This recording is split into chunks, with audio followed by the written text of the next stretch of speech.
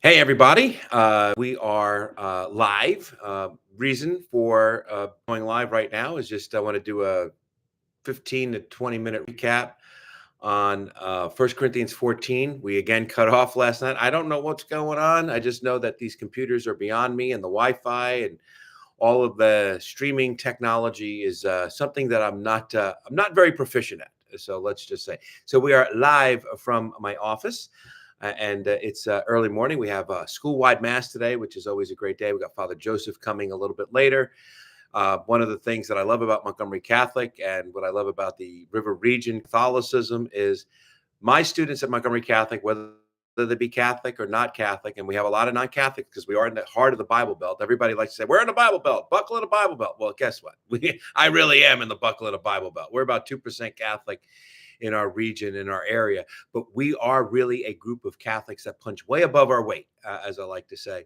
And my students at Montgomery Catholic think it's normal to see a priest every day on a school campus. They just think it's normal. They think every school you go to, there's a priest walking to campus willing and ready to hear confessions. Confessions are heard here on a weekly basis, multiple times a week. That's not an exaggeration. You could ask any of the priests in the area. You could ask any of the students at Montgomery Catholic. They will tell you that, which is really, really awesome. And of course, we have daily mass most days, the only day being Monday. And that has to do with days off and whatnot. But anyway, 1 Corinthians 14, we got cut off last night. And the thing that I want to kind of keep in mind is 1 Corinthians, the two letters that we have of 1st and 2nd Corinthians, as I was saying last night, are the two most personal letters of Paul. Those are the two letters where Paul, you can feel Paul. And I said last night, I said, if you really want to get a sense of the heart of Paul, read 2nd Corinthians. St. John Chrysostom calls it Paul's most vulnerable writing. You know, he just lays his heart out there. He's grieved, he's sorrowed, he's weighed down, he's burdened. He despairs of life itself, he says. 1 Corinthians, he's not that far behind that. In fact, I think 2nd Corinthians makes sense when you read 1 Corinthians because you can see how Paul is constantly having to navigate the division within the church. So the letter starts out very clearly talking about division, things that should be sources of unity, baptism, for example. And even that we can't get unified on. Why? Because we're claiming, hey, I've been baptized by Paul. I've been baptized by Cephas. I've been baptized by Apollos. Hey, I've been baptized by Christ, right? Now I got you beat, right? And that is oftentimes what is at the heart of division in the church, right? These little factions, we have our favorites, right? Paul's like, no, is Christ divided?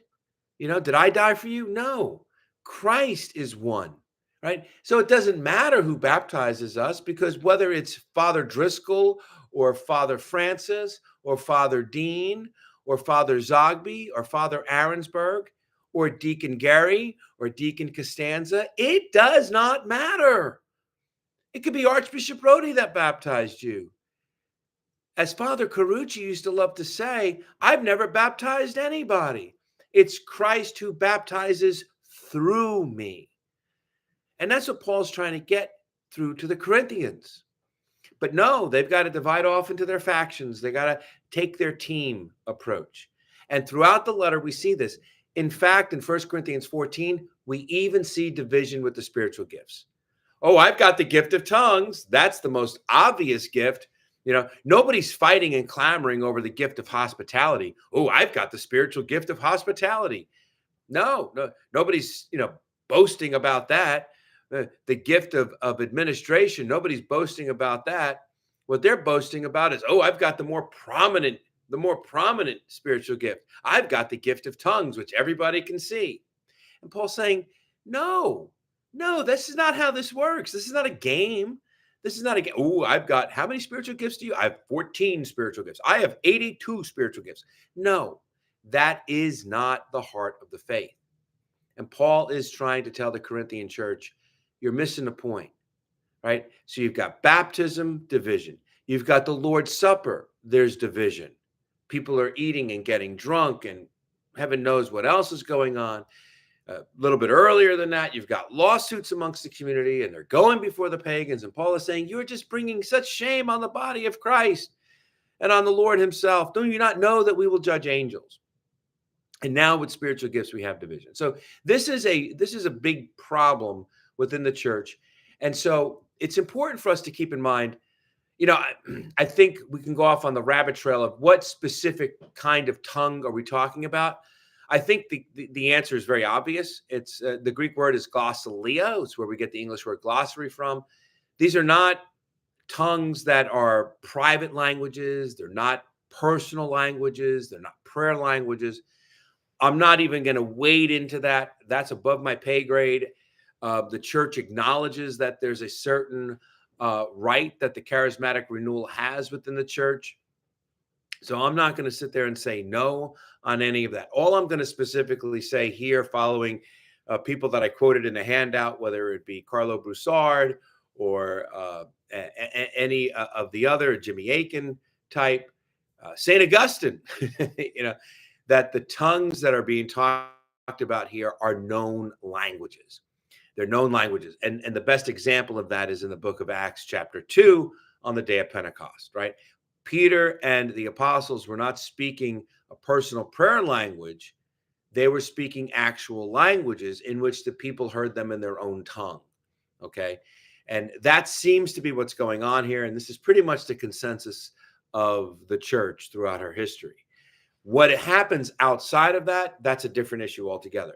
But here's the point. Regardless of that topic, the specificity of that, say that 3 times, the key thing here is to bear this in mind. Paul's primary concern is not tongues. He says, you know what? Were it that you prophesy, that would be better. That would be better. He says, but really at the end of the day, it's about building up. It's about edification. It's about building up the body of Christ. That is the heart of the ministry for the church. That is what they need more than anything else. They need to be built up. Why? Because they are divided. They are scattered. They are broken. And by building one another up in the faith, Paul uses that word 5 times in the chapter, right? To build up, edify, edifice, edification. Those words all have to do with, when you think of a structure, you say an edifice, a building. And so edification means to build up. It's very similar to the idea of encouraging, right? You're building somebody up. You're giving them strength. Well, what's happening in Corinth is the opposite of that. And Paul says, build one another up. Build one another up. And that is something, again, we cannot overstate that. We oftentimes get caught up in the game of, my faith is better than your faith, right? And of course, people don't put it that way, but they'll act like their practices are better. They'll act like this is the more proper way to do something. One of the things that I get very, very, very bothered by is when people speak for the church when the church hasn't spoken for herself. And I think we have to keep that in mind. I think one of the great litmus tests for a lot of that is intrinsic versus extrinsic when it comes to what is evil, right? And I think we're too quick, and bishops do it, and prominent lay Catholics do it. We all are at times guilty of doing it, and we have to be careful of that.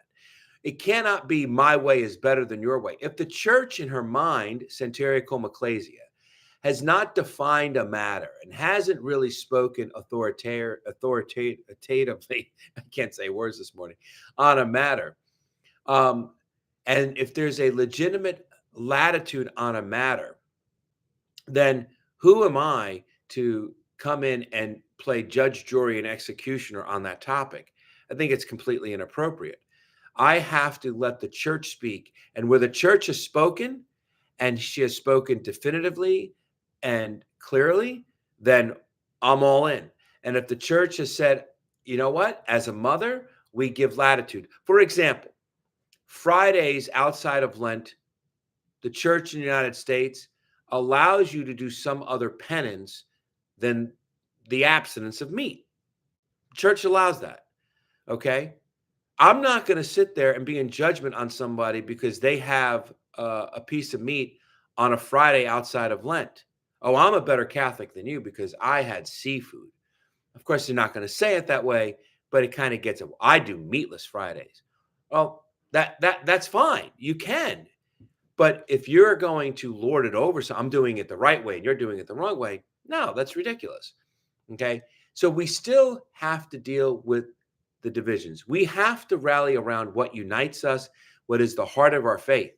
And Paul is trying to get the Corinthian church. This is why Father Crucci, and just love quoting him, when people say they want to get back to the early church, the faith of the early church, the pristine early church, they're living in la la land. The fact of the matter is, the fact of the matter that we have to deal with is that the early church, especially in Corinth, had a lot of problems. The fact that there are problems in the church should not keep us from being in the church.